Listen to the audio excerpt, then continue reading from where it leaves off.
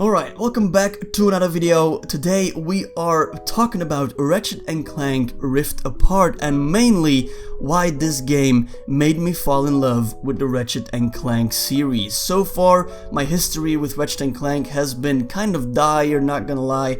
I have played most of the retro games before, but I've played it for like a couple of minutes, maybe like an hour or two, and then I kind of got bored of it, and I stopped playing. The same happened with Ratchet & Clank 2016 on the PS4. I played it a couple of hours, uploaded some videos on my YouTube channel, but then stopped uploading because I really didn't enjoy it, and I don't know why, because Ratchet & Clank Rift Apart is a lot like the PS4 version, but just it does some things differently that made me just absolutely love it and fall in love with the Ratchet & Clank series, and I'm definitely planning to go back to some of the older games of the series because of it. Now in this video I want to talk about 7 things that made me fall in love with this game, and before we do that I want to tell you guys that there will be no story spoilers in this video. However, there will be some gameplay footage about the different environments, about the movement, the gadgets, the gameplay, the fights. So if you don't want to be spoiled about that, you could click away right now. So please do so if you don't want to be spoiled. Anyway, so this idea of the video started when I was thinking like, why did I not enjoy the PS4 version of Ratchet & Clank but do absolutely love Rift Apart? And I separated it into 7 reasons. And the first reason, of course, let's get this out of the way, the graphics are absolutely stunning. But that's what you can expect from a PS5 game. It's the like launch title of the PS5 and it looks absolutely amazing. You can see the different textures of fur on Rivet and Ratchet's like skin, I guess you can say. You can see some of the like different hairs as well, and it looks absolutely amazing and just so immersive, man. The graphics, I'm a big graphics guy. That's why I mainly don't play any retro games, because the graphics are a little bit outdated. But on the PS5, it's some of the best graphics I've ever seen in a game so far, and that made the immersion that I had in this game that much better. And with the PS5 also comes a different time of loading screens. There is actually no loading screens in this game. Gameplay transitions very smoothly into cutscenes, and cutscenes transition very smoothly into gameplay as well. You don't even see that things are loading in this game, and so it doesn't break the immersion, which was definitely happening in the PS4 version of Ratchet & Clank. There were so many loading screens, and on the PS5 version in Ratchet & Clank Rift Apart, just everything goes super smoothly, and that's one of the very first times that I've actually experienced something like this, so I absolutely loved it. Oh yeah, and talking about very smooth transitions, of course Ratchet & Clank Rift Apart works with these dimensional rifts, and basically how this works is you go through a rift and you therefore move to a different side of the world or of the map. Usually when this would happen on PS4 you would have a loading screen, but right now in Ratchet & Clank Rift Apart you can just walk straight through the dimensional rift and go into the next area without noticing delay or just, yeah, loading screens. Everything happens so smoothly, like you can see on the screen right now. It's just, I don't know how they do it, but it's most likely because of the PS5 hardware.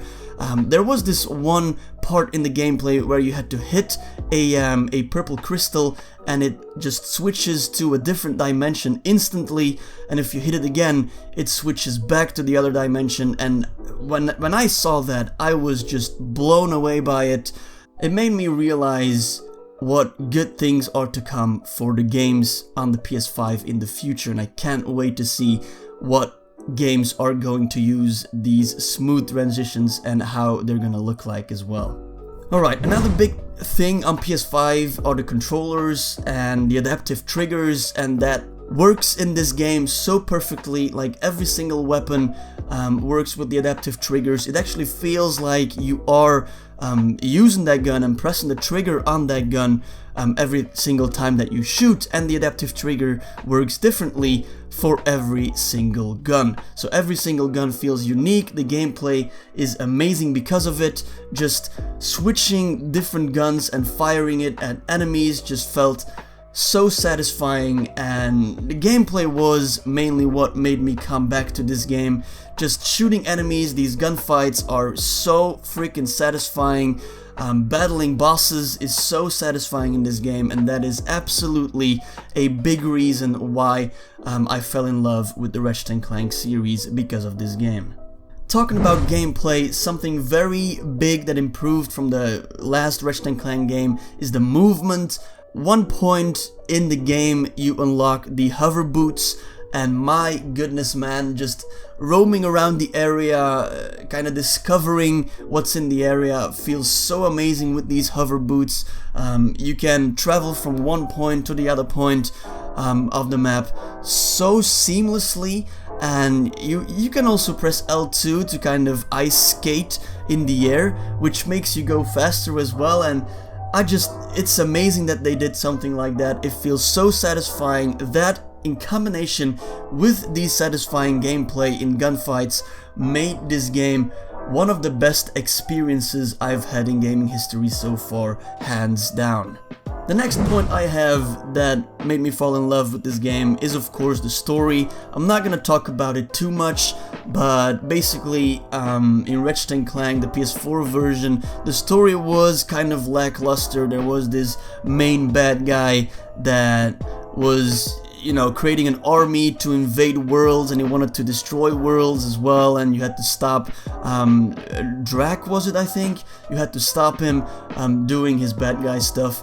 It's lackluster, it wasn't really too interesting, but in this game I can tell you guys that the story is a lot better, and once again it got me hooked to this game, together with the gameplay and all the other things that I talked about so far.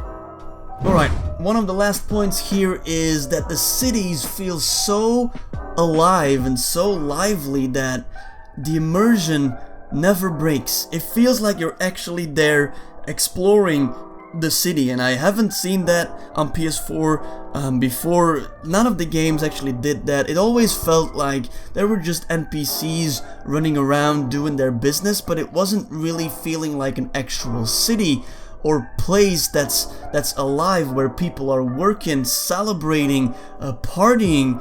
And in this game you got so many NPCs doing different things that you actually believe that you're in that city, and that city is being lived in, and there are different events happening there as well. I just was blown away by like the party event. Like, so much stuff was happening there that I really felt like I was in the Ratchet & Clank universe.